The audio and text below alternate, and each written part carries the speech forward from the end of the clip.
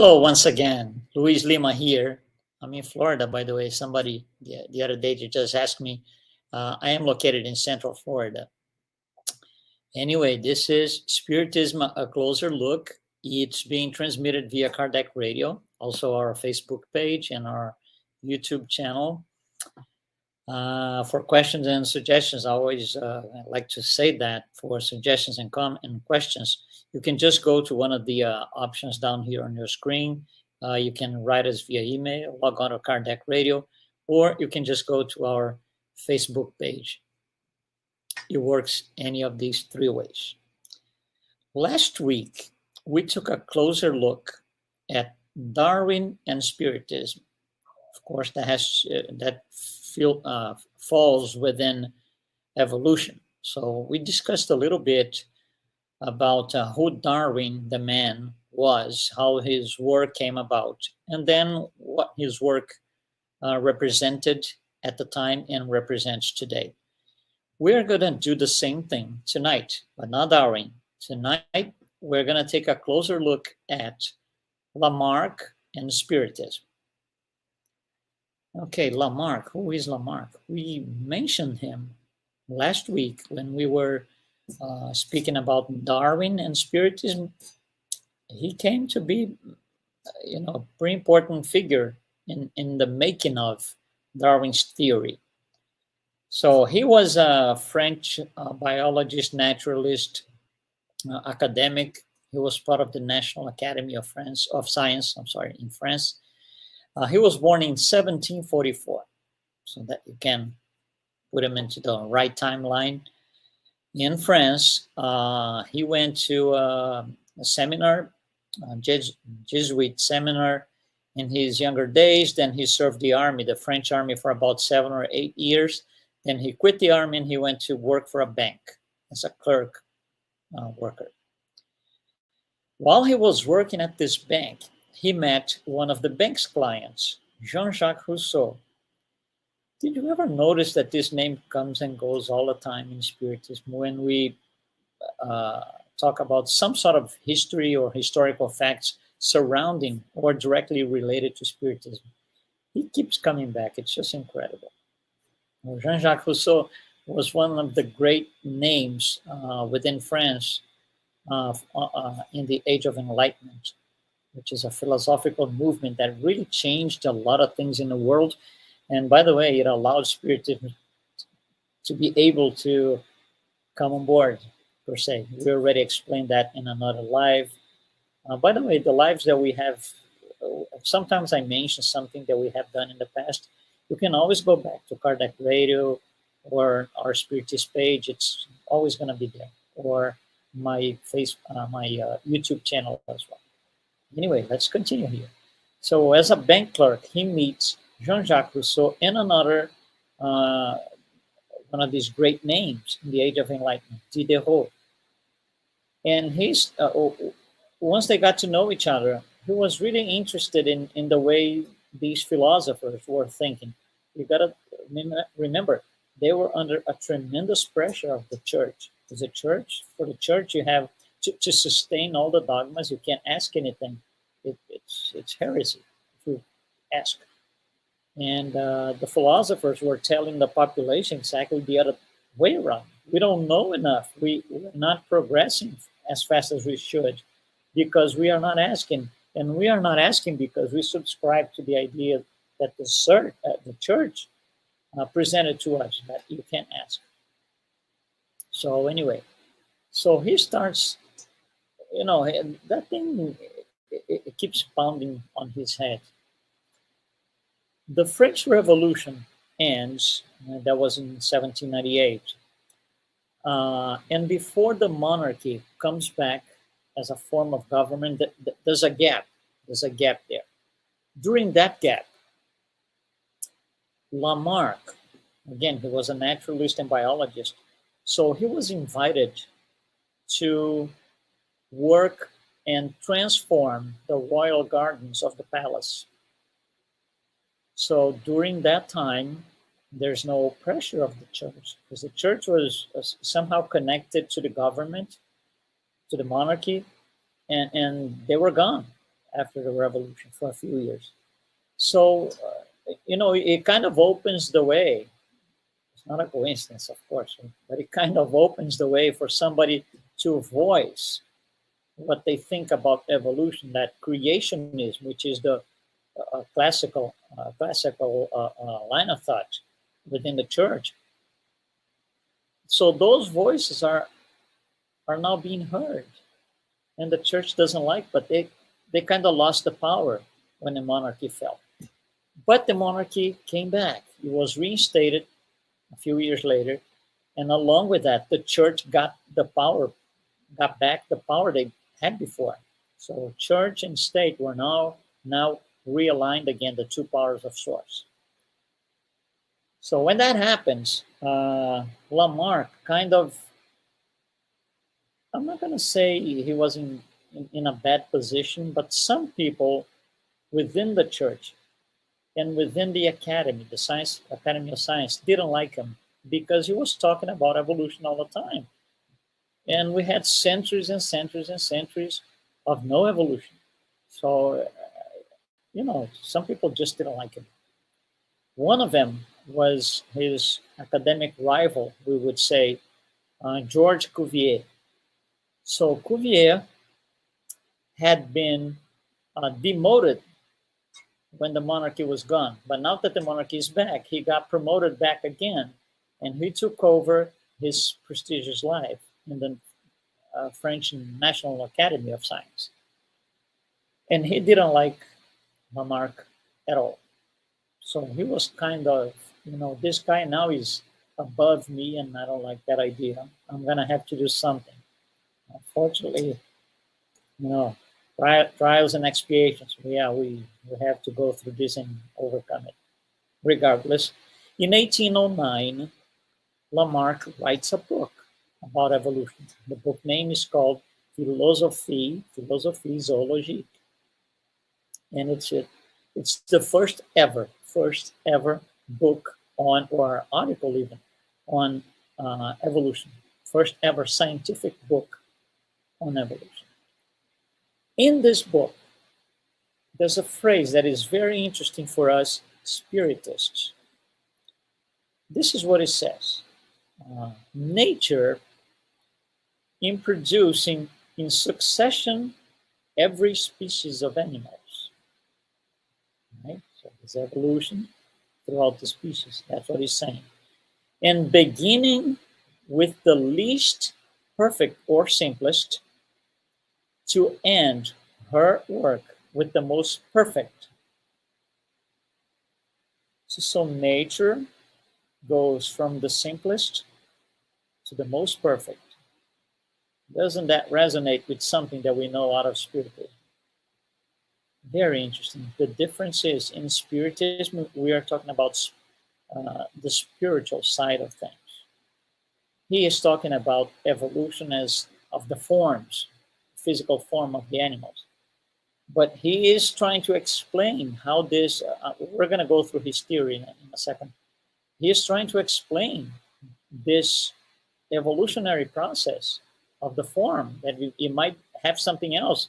It doesn't happen by itself. It happens because nature wants that way. Well, what is nature? It's not a person.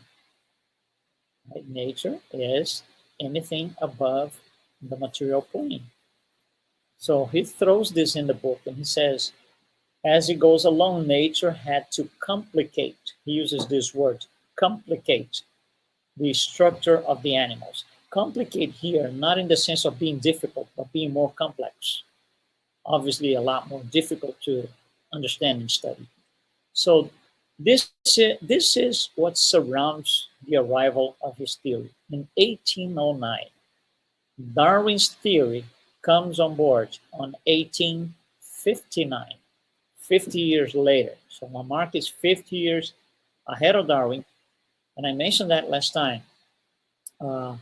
Darwin, in his younger days studying science, he read the book, the Lamarck's book, and he was absolutely in love with the idea, not necessarily the theory, but the idea that there's evolution. That made him pursue a career, we could say, right? Or a lifetime on the subject.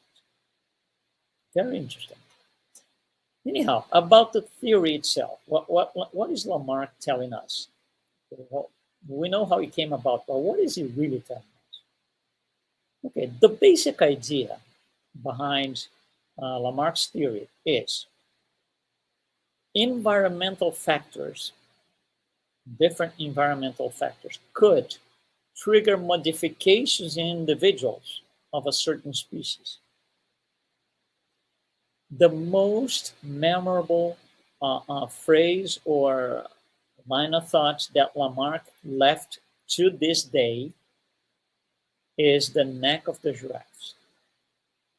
Because he was, if you go to the church in those days, the church tells us the world was created. Actually, this is a lot of scientists who are going back to the church and saying this. Listen, you're telling me that the world was created in 6 days or 7 days, depends on how you interpret. So whatever, 7 days. What day was the giraffe created? And the church goes like, you can't ask that because it's dogmatic. You can't ask. And that became this trademark, per se, of Lamarck's lifetime around the theory of evolution. This is the man about the giraffe's neck. Oh, yeah, Lamarck. So he got very well known because he was asking that. And his idea is there were environmental factors that somehow, and he was going to try to explain, somehow triggered the animal to pick up leaves from higher trees. So, and he couldn't get there easily. So they couldn't, had to like stretch the neck. And with that, centuries after centuries after centuries, generations after generations, the animals, the offsprings will have the ability to follow the same path, which is like, stretch the neck. This is in very few words, the essence of Lamarck's theory. So these modifications would be transmitted to the offspring. So future generations, for example, in the case of an animal before becoming a giraffe, if you will, would be, the neck would be 1 millimeter more, next generation another millimeter, and so on and so on and so, and it gets to what we know today as a giraffe. And he goes about this.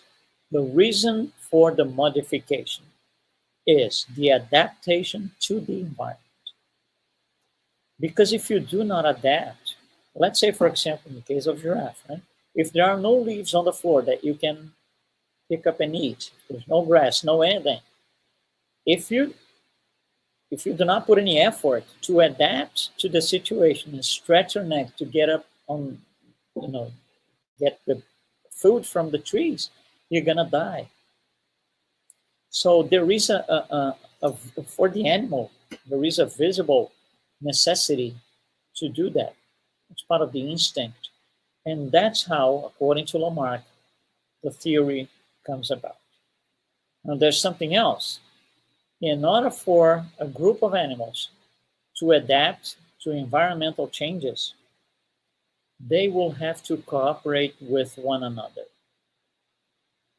If they compete, like Darwin suggested, they will mutually destroy themselves and they're not going to survive. So that's Lamarck in a few words. And then he starts working on the theory, drawing conclusions from these 2 or 3 very basic statements that I just gave you, which is the basic idea behind it. So he goes as far as saying, listen, there's something interesting here that he calls the law of use and disuse. So for example, if the neck of the giraffe needs to be more used than, I don't know, the tail, for example, that's going to be developed more than the tail. That the animal is going to force it in, is going to make it happen because it's a law of use and disuse. For us humans, right, there's a lot of, I'm not going to say discussion, but a lot of talk about the molars that we Everybody used to have them. Now not everybody has. And there's a line of thought within dentistry that thinks they're not really necessary. They're too far back and they don't help you much. So is that some people have them extracted. So, newcomers per se, right? They don't have molars anymore because they're not being used. That's Lamarck. And then he had to explain. He couldn't finish his theory in life just as much as Darwin couldn't finish his. But he had to explain how this would be transmitted from one generation to the other, because he was being challenged about that. You see, we have no Mendel, no genetics. That's unknown at the time. This is 1809. So he comes with an expression that he calls cellular memory. Cellular memory, which he couldn't explain at this time. But there's got to be something, because he's thinking about the physicality of the species. He's not considering anything more than the physical aspect of the whole process. So he goes as far as saying there's got to be somewhere a cellular memory. Spiritism explains in details what is the cellular memory. I'm going to bring it to you in a sec. We're just going through what Lamarck brought to us at the time. So for him, evolution was triggered by the necessity that these organisms had to acquire and pass along these adaptations that they had to undergo. So they would overcome a problem by adapting themselves. Future generations would follow that. And that would create a new species. Well, going back to the beginning, now that we know what the theory says, the church doesn't like that at all. And his rival, Mr. George Cuvier, liked it even less. And he said, I need to bring this guy down. I need to find a way to make him defunct altogether. So nobody reads, nobody even will remember his name ever. So he starts writing against the general idea behind Lamarck. So Lamarck dies. Cuvier, Lamarck was part of the French National Academy of Science. So was Georges Cuvier. When Lamarck died, the Academy asked for a volunteer to do the eulogy. And Cuvier said, that's me right here. I'm the one. So he writes his eulogy attacking Lamarck in every single word throughout his entire text. So before the actual day of the eulogy, the Academy reviews and says, you're not doing this. This is absurd, what you're doing here. So they blocked him. The Academy did not let him do the eulogy because he thought he was going to make Lamarck, a dead thing of the past. Nobody would ever talk about him again. It didn't happen. So until Darwin, 50 years later, Lamarck was predominant. That was actually the only thing. There were two things, creationism or Lamarck. Lamarckism, as we say. After him comes Darwin. We spoke about that. After Darwin, one guy called Weismann, he absolutely was in love with what Darwin brought. And he said, Darwin is right, Lamarck is wrong, and I'm going to prove that Lamarck is wrong. So his point was mutations, adaptations cannot be passed along to future generations. And I'm going to prove that. So what he does is he gets a group of rats, small mice, and he cuts the tail. The offspring of that one is the offsprings are born full tail. Then he cuts again, generation number 2 now. The third generation has full tail. Then he cuts again, the third generation. The fourth has full tail. He does that for 5 generations. And he says, you see, he was wrong. And everybody buys the idea. And on that day, and this is 1895 more or less, on that day, Lamarck became extinct, his theory. He will survive again and come back, especially with us Spiritists. But he was dead. Nobody wanted to even mention his name anymore. So this guy, Weismann, he did Darwin a favor by doing all of this. But you see, if you look back in the original theory, he never said it's going to take place in 5 generations. He said centuries and centuries, many, many, many generations. Plus, if you cut the tail of a rat, it's not really he needs to adapt to survive. The offsprings, it doesn't justify completely. There's something missing there. But for some reason, we subscribe to that theory, and we praised Lamarck and we praised Darwin and forgot about Lamarck. So for Lamarck, the evolutionary process mimics the organism's ability to respond and adapt to these changes, and they are dynamic. The environment changes, right? So that was the whole theory of Lamarck. Now, Mr. Cuvier, the arrival, he looks into this and says, we got a problem. We got a problem. A lot more complicated than we originally anticipated. And the problem is, this guy, Lamarck, is telling us that there's evolution, blah, blah, blah, blah, blah, blah, and species are going to adapt to the environment and so on and so on and so on. But if he's telling this about animals, it could happen to humans, which are, in his view, per se, special kinds of animals, much more advanced and intelligent. But still, if you're looking at the form only, all these men are looking at the physical form, then yeah, we have a physical body just like any other animal. 70 trillion cells, yeah. So he said, this is going to be a problem because this guy is proposing, ultimately, look at the conclusion that I draw. This Lamarck was, quotes, right, proposing, ultimately, that society will evolve. There's evolution within society. And he said, this cannot happen because the church is in control. And the church does not believe in evolution. The church is creationist. So that became a problem for the church because they kind of put their hands on their heads and say, oh my God, what are we going to do about this? It was really complicated at the time. So that's why a lot of people who came after Lamarck's theory, especially after Darwin, they tried to make Lamarck's work to devalidate completely, to just make it dead. And they did for a number of years.